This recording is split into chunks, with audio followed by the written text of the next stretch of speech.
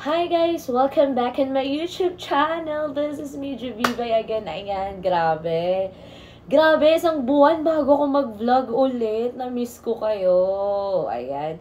Sa lahat ng subscribers ko at patuloy na nagsusubscribe sa mga bagong followers, subscribers rin. Thank you so much po. It's me again. This is Jubibay or Miss Paano. Ayan. So, for today's video ay bagong content na naman ang i-share ko sa inyo na kaalaman. Ayan. So, bago tayo mag-start, gusto ko lang i-share kung bakit lagi akong nag-upload after 3 weeks or 1 month.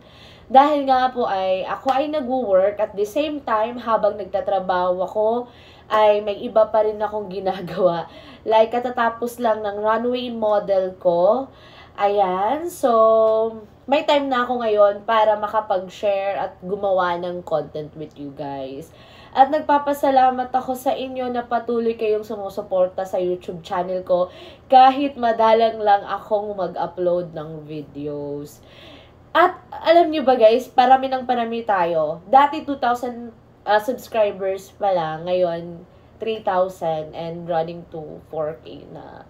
So, grabe, no? Dati pinapangarap ko lang na magkaroon ng, magkaroon ng followers na marami. Pero ngayon, nandito kayo, sinasamahan nyo ako sa mga daily vlogs ko, at pinapanood nyo to. Yung mga vlog na ina-upload ko, sobra akong nagpapasalamat sa inyong lahat. Maraming salamat sa inyong suporta sa aking YouTube channel at naniniwala kayo sa mga information na i-share ko sa inyo. Katulad na lang itong bagong content ko na to at I hope you like this video. Please watch until the end para step by step ko ring ma-share sa inyo kung paano. Pala natin for today's video is all about papers. Ayan. It's all about, tama na yung bakasyon. Yung last upload ko kasi is paano pumunta sa Boracay. Tapos wala na akong travel vlog dahil nga busy sa trabaho, busy sa career growth. Ayan. So, ang ating vlog for today is kung paano ko nakuha ito. Ayan. Alam niyo to. Paano ko nakuha ang aking pag-ibig? Kahit wala man akong pag-ibig, at least may pag-ibig, ay di na ako. Oh my gosh. Alam niyo ba guys na napakahirap para sa akin lang ha. Sa lagi akong naglalakad ng papers and everything, yung mga content ko, ganun, 'di ba? So, yung pag-ibig ID, hindi ko alam kung paano magkaroon nito.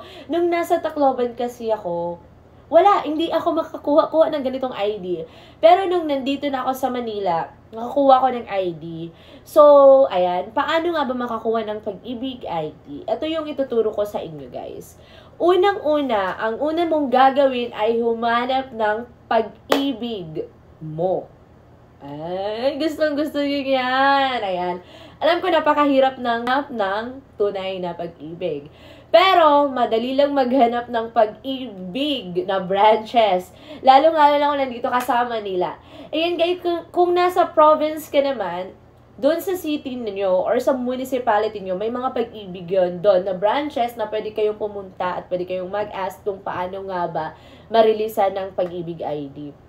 Dahil napaka-importante ng pag-ibig IDs. Ng IDs. And also, kung meron kang pag-ibig ID, advantage siya kasi card siya, para siyang ATM type. Hindi siya yung parang yung paper tapos ilalaminate mo siya. So, maganda siya, 'di ba? Para siyang national ID rin. Pero secondary ID lang to, guys. Anyway, eto na nga. Paano ko ba nakuha? Unang-una humanap ako ng branch na may pag-ibig.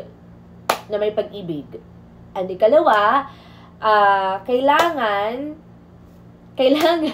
may binabasa ko dito sa baba, para na siya, sunod-sunod. Ang una hanapin, pag-ibig branch. At ikalawa, kailangan mong dalhin ang isang valid ID mo, tama. Kailangan mong dalhin ang isang valid ID mo, katulad ng TIN ID, PhilHealth, company ID, passport, any of IDs, or kung wala kang ID, magbigay ka ng NBI. Ayun, kung wala ka talagang ID ha, kung may NBI ka, pwedeng-pwede yun. Okay? And then, ano ang kailangan at may bayad ba to or wala? Of course, may bayad siya. 120 pesos ang binayad ko para makakuha ako ng Pag-ibig ID. And then, pagkadating mo kasi doon sa branch ng Pag-ibig, makikita mo agad doon yung guard, yung teller, ayan. Tapos magtatanong ka syempre, paano nga ba kumuha ng ID? And then sasabihin nila, sige, mag-filled up ka ng form. I-insert ko dito yung form. If i-filled up mo yung form na ganito, pagkatapos mo i-filled up yung form, at syempre, fill up mo. And then, ilalagay mo lahat ng details mo. And then, ibibigay mo sa counter. Ipapakita ko dito yung counter. Ganon. Dahil ngayong akin, inasikaso ko to sa POEE. I don't know if you're familiar, pero yung POEE kasi, dun ako na-assign nung nag-work kami past few weeks ago. So, nagkaroon ako ng time para maasikaso ko yung Pag-ibig ID ko. Dahil dun kami caravan ng aking company, which is BPI. So, habang nagtatrabaho ako dun, ay, in-insert ko na kumuha ng Pag-ibig. Ayan. Hindi naman pala. Ayan. So, ang ginawa ko, kumuha ako mismo ng form doon sa POEE. Napakadali lang ng process sa POEE, guys. Promise. Kung nasa Manila ka, pumunta ka na sa POEE. Landon, meron dong branch ng Pag-ibig. Tapos, mag-fill up ka lang ng form. And then, katapos mo i-fill up yon, mo na yung form and everything. Ayan, tatawagin ka with the number or with your name. Pag natawag ka, lalapit ka. Syempre, lalapit ka. Pagkalapit mo, sasabihin ng nasa cashier or teller doon na i-confirm yung name mo, i-confirm yung birthday mo, i-confirm yung address mo, tapos kung tama yung nilagay mo, tapos, yun, i-confirm nila yung Pag-ibig number mo. So, ngayon, kung nakalimutan mo yung Pag-ibig number mo, it's okay, kasi may record naman sa kanila, importante, bigay mo lang yung ID, valid ID mo. Dahil doon nila titingnan, ayan, itutugma nila doon sa fill up mo na form doon sa ID mo. So, kailangan may ID ka talaga kasi hindi ka makaka-release or makakakuha ng Pag-ibig ID. Diba? Napaka-weird. Kukuha ka nga ng ID dahil wala kang ID, pero bago ka makakuha ng ID, kailangan mo ding magbigay ng another ID. So, yeah, Philippines. Well, anyway, yun. So, andun, uupo ka, pipicturean ka, kaya nga may picture tong ano ko kasi, on the spot, pipicturean ka nila dun. Yung para ka lang kumukuha ng NBI, ganun lang siya, guys. Tapos, pag pumapak, picture, tapos tunin ka, okay na ba yung picture mo na to? Okay na ba to? Then, syempre, sabihin mo, yes, okay na to. So, after nun, guys, ayan na, tapos na siya. So, yung gagawin ni teller, babayad ka lang ng 125 pesos, isusulat mo yung pangalan mo doon, tapos may ipapasulat sila na mid number and then yung card number mo, isusulat mo lang doon yun. So, tapos na, ihintayin mo na lang siya. Actually, hindi ko na siya kahihintay, pagkatapos nun, print na agad. Tapos, meron silang digital signature, kasi nakadikit na yung signature mo dyan. So, digital signature ka lang. Ano naman, easy step lang naman siya. Pagkatapos nun, done, i-release na agad yung ID mo. 'Di ba? Napakadali.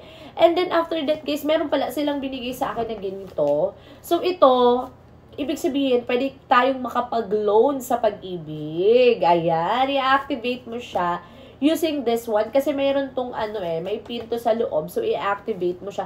Actually, hindi ko pa ito na-activate. Kasi hindi pa ako nakakapunta sa bank na naka-indicate dito. AUB kasi siya. AUB siya. So, hindi ko pa siya na-try. Maybe, inform ko kayo ulit sa next vlog ko kung na-activated ko na siya. Pero, yun yung mga steps na kailangan mong gawin na mabilis lang naman, 'di ba? Matututunan mo din siya. Pag nandun ka na mismo sa branch ng Pag-ibig, magtatanong ka lang sa guard, anong kailangan mo, magkano babayaran mo, at ano yung i-fill up mo, and it's done. Pero kung ikaw ay mainipin, talagang hindi mo kakayanin magkaroon ng pag-ibig ID dahil pipila ka doon. So, anyway, sa POEE talaga, isa-suggest ko itong location na to dahil may pag-ibig sila doon. Napaka-smooth ng transaction. Mag-wait ka lang. Pero mostly kasi ng mga kasabay mo doon is mga OFW. So, ayan guys, may idea na kayo. At least now, sa mga walang pag-ibig dyan, magkakaroon na kayo ng pag-ibig ngayon. Uy, pag-ibig! Hindi literal na pag-ibig. Pag-ibig ID. Ayan guys, and I hope you enjoy watching this video and may natutunin ka sa video na to. Kung may mga katanungan ka, i-comment mo lang dyan sa comment section at sasagutin ko yan. At kung hindi ko man siya masagot agad guys, pasensya na. Hingi agad ako ng pasensya sa inyo dahil nga lagi tayong busy. Alam nyo naman yan. Pero, I will give time to reply sa lahat ng comments nyo at tanong nyo. I will do my best na masagot ko siya. Okay? So, thank you so much for supporting me and see you on my next vlog. Bye!